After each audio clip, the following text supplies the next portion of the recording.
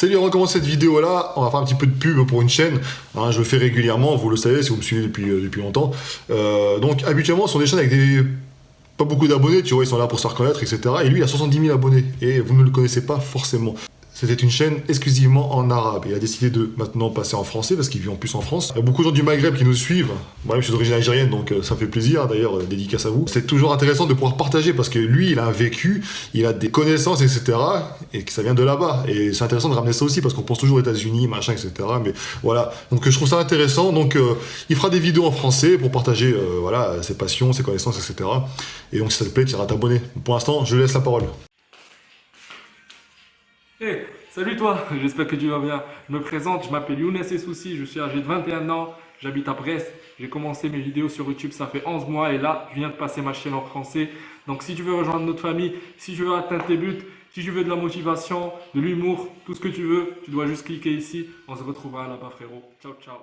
Alors le business des compléments alimentaires, ça se porte plutôt bien. En 2017, franchement, ça marche. Très très bien pour eux. Et certaines marques deviennent écolo. Pour eux, le recyclage c'est devenu important. Et donc je m'expliquerai plus tard évidemment. Même si en 2017, des sites comme nous existent, tu as encore beaucoup de gens qui n'y connaissent rien sur les compléments alimentaires. Tiens regarde, je te raconte une petite anecdote. Il va se reconnaître d'ailleurs. Une fois, j'ai entendu un de mes potes, il vient me voir assez, il me parle doucement, comme s'il voulait me dire un secret, comme si c'était tabou ou quoi, tu vois. Il me fait, je change de la protéine, ouais, c'est bon, même si je sais que c'est du dopage, cherche à prendre du muscle sec. Bon bah, il a pris une petite pichenette au coin de l'oreille, hein, c'est la moindre des choses. Ouais, qui, ça va, c'est gentil ça. Ouais, bah attends, mec. Ce que je précise pas, c'est que à ce moment-là, il faisait hyper froid. Et toi, t'as connu, toi aussi, forcément, à l'école, t'as les oreilles vachement glacées, t'as un mec qui arrive derrière et chlac. Et là, le mec, il a mal vécu, hein. Il s'est mis au Krav Maga et il s'est dit, un jour, je me vengerai. Bon, blague à part. Alors, vous le savez, nous avons révélé des scandales, des magouilles. Et notamment grâce à Michael Gundil, et je le répète, achetez ses livres, ou par nos propres recherches sur des sites spécialisés, ou alors même parfois les médias, hein, les médias arrivent parfois à révéler quelques petites choses intéressantes, c'est très rare mais bon. Vous avez aussi des associations de consommateurs, et je le rappelle, hein, j'avais lancé un appel pour 60 millions de consommateurs, hein, en fait, petite parenthèse, pour participer à des analyses de produits, à révéler certaines choses, et ils m'ont répondu là récemment, là, ils sont ok, ils vont se focaliser sur une partie des produits seulement, donc c'est pas forcément ce qui nous intéresse le plus, mais bon, enfin je vous en reparlerai un peu plus tard, hein, pour l'instant, voilà, on collabore plus ou moins. Alors là, je voudrais me focaliser sur les protéines en poudre, parce qu'après tout, c'est ce qui est le plus acheté, en fait. À la base, l'industrie du fromagère, le cheddar, tu vois, le superbe fromage que tu peux utiliser pour tes hamburgers, par exemple. Bah, ils se sont dit quoi, cette industrie, ils ont dit, merde, on a des déchets.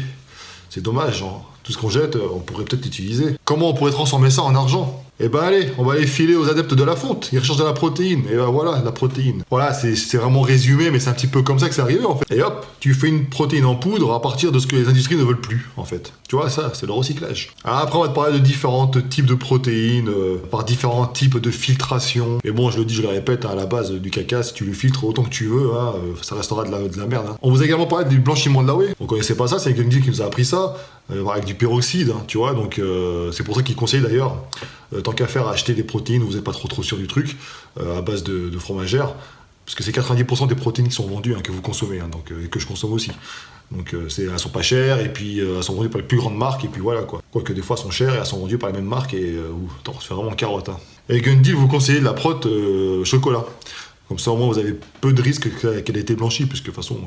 Avec le chocolat, c'était déjà coloré, quoi. Et donc ça, c'est moyen, en fait, hein, si tu consommes cette protéine sur le long terme, c'est un peu moyen, quand même. Il reste des résidus chimiques à l'intérieur, enfin, c'est pas top, quoi, pour l'organisme. Et encore là, je te parle pas de l'amino-speaking, hein, on gonfle artificiellement le taux de protéines, en ajoutant des acides aminés. Et en plus, les mecs, ils prennent tellement pour un con, ça devient un argument commercial. Tu vois, monsieur, nos protéines, c'est la meilleure. On a rajouté 20 grammes de BCA, de vitamine, taurine. Et voilà, tu dis, waouh, super. Et en fait, non, pas super. Si t'as une protéine de qualité, de base, pourquoi ajouter des choses comme ça? Tu vois, plus c'est gros, plus c'est devant tes yeux, plus tu vois rien. Et ça marche, hein, le pire c'est que ça marche, hein, les gens achètent. Moi, une fois, il y a un mec qui m'a dit, hein, ouais, ma protéine c'est la meilleure, en plus il y a de la glutamine dedans. D'accord. Alors, on a vu apparaître différents types de protéines, donc à base de lait, les protéines d'œufs évidemment. Là, on va parler aussi des protéines à base de viande de bœuf. Alors super, tu crois que c'est de la viande de bœuf, tu t'imagines c'est le bon steak, hein, qui prennent vraiment dans ce qu'il y a de plus pur, plus cher dans la viande, quoi, c'est-à-dire le bon muscle, quoi. Alors non. En fait, quand tu vois déjà qu'ils ajoutent des BCA à l'intérieur, tu sais que c'est pas le cas. En plus, ils ajoutent de la créatine monohydrate. Vous vous rappelez, j'ai fait un test d'une protéine à base de viande de bœuf. Et je l'ai dit dans le test. J'ai fait en fait la créatine mettait en avant, super. Il y a 2 grammes, je crois, de créatine par dose de créatine monohydrate. Alors dans la viande, déjà, c'est pas la monohydrate, ça a été rajouté. Et si on rajoute sur un produit qui est censé en avoir naturellement, c'est que c'est pas du tout un produit qui est à base de muscles. Non, c'est à base de tout ce que le boucher du coin ne veut pas, ni les restos du type McDo. Hein. C'est ce qui, voilà, c'est vraiment les déchets, quoi. C'est vraiment le tiens, ça on n'en veut pas. Tout ce qui est les abats, les viscères, les machins, on mélange tout ça là-dedans. Quand tu regardes le taux de glucogène, hein, ça prouve bien le truc, quoi. Ça peut être super, ça, pour remplacer le peptan. Putain, Nutrimuscle, vous nous manquez, déjà. Et ben non, parce que c'est pas du tout celui-là qu'il faut prendre pour tes articulations, tes tendons.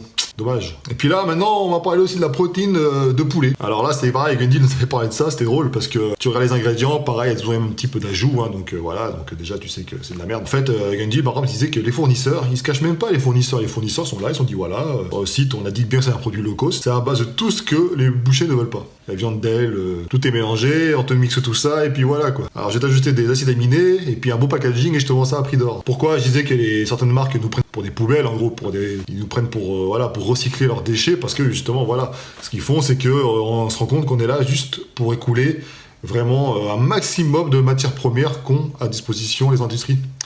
Voilà, ils font pas ça pour votre bien.